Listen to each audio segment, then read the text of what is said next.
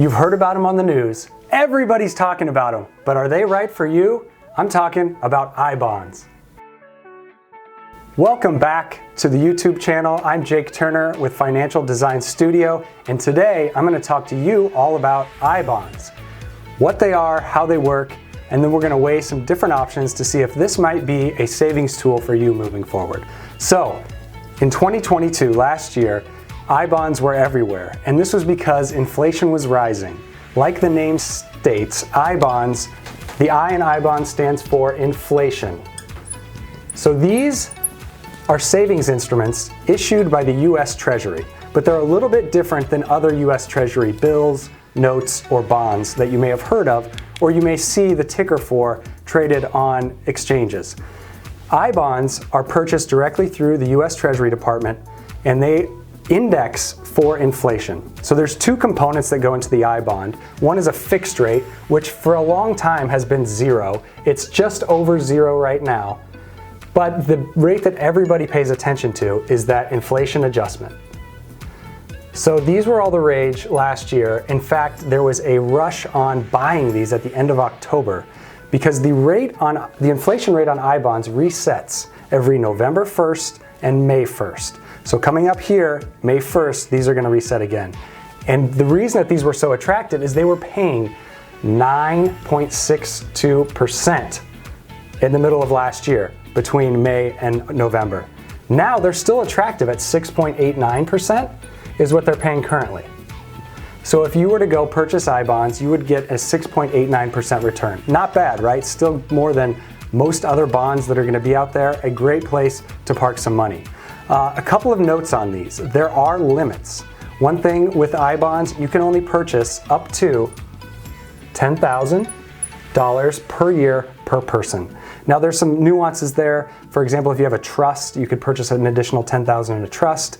If you're getting a tax refund, you can actually have an I-bond issues for up to $5,000 for that tax refund, but just know there is a limit. So that $10,000 per year per person. Again, like I mentioned before, the rates change.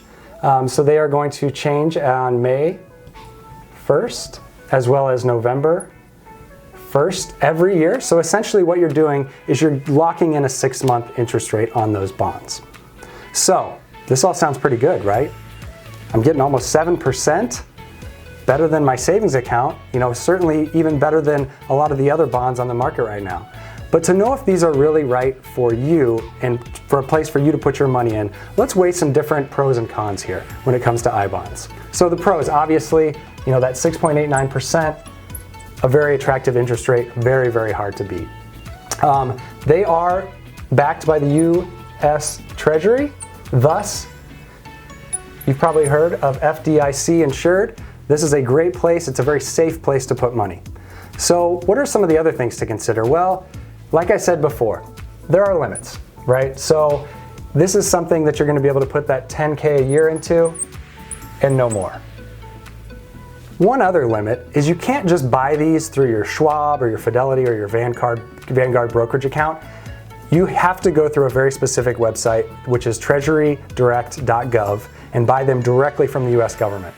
So you may be thinking, well, that doesn't sound like that big a deal. I'm putting it as a limitation or potentially a negative because it's just one more account to have to manage. So, that could be the other thing is you have to buy these directly from Treasury Direct.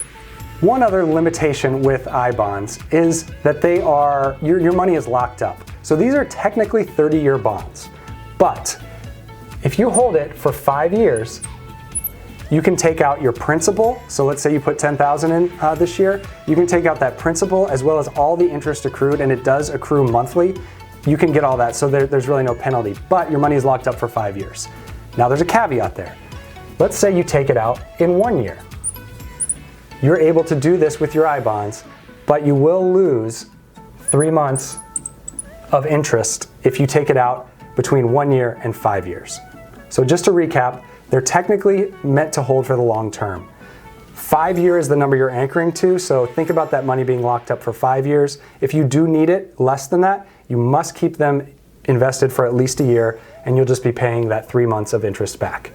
So when you're weighing the pros and the cons, who are I-bonds right for? So let's think about it this way. As you're putting your money, you're saving for retirement, you want to have your emergency reserves as well as your longer term funds that are going to be in those retirement vehicles. This is probably somewhere in that intermediate term bucket. So I would not, make sure you've got your emergency fund fully funded in liquid cash in a nice high yield savings account. That money should stay there. And we've got some great videos that we can link to below on how to go about thinking through that decision. So these are going to be things, maybe you've got your emergency fund is fully stocked, you have some extra cash that you are maybe not wanting to put into the stock market right now.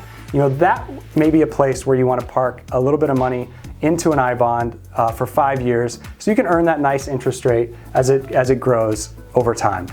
One thing to bear in mind though, this number is going to reset every 6 months. So if inflation drops, as like I said before, it went from 9.62 at the end of 2022 and changed to 6.89, it did go down. This was the highest rate we'd seen since the early 80s. But this is still an attractive rate. So those are just things that you need to weigh. Your money's locked up, think about it being locked up for 5 years or at least a year. They are not liquid, and your rate is going to fluctuate every 6 months. So keeping those things in mind, knowing you've got the limitations as well as some of the positives, this is something to talk about with your certified financial planner and see if it fits into your plan, if and where it may fit into your plan. So if you have any questions, check out the resources below. Thanks again for watching. Hopefully you learned something today about I bonds, and we'll see you in the next video. Well, we hope you've been enjoying the videos here on YouTube. If you've liked what you're seeing here, you're going to love our podcast. It is called Behind the Designs. You can find it at Spotify, Apple, pretty much anywhere you're listening to podcasts now. So please check it out, subscribe, give it a listen. You're really going to enjoy the content there. We dive deeper into some of the topics that you're seeing on this YouTube channel in more of a long form interview content. So that's Behind the Designs. Check it out. Thanks.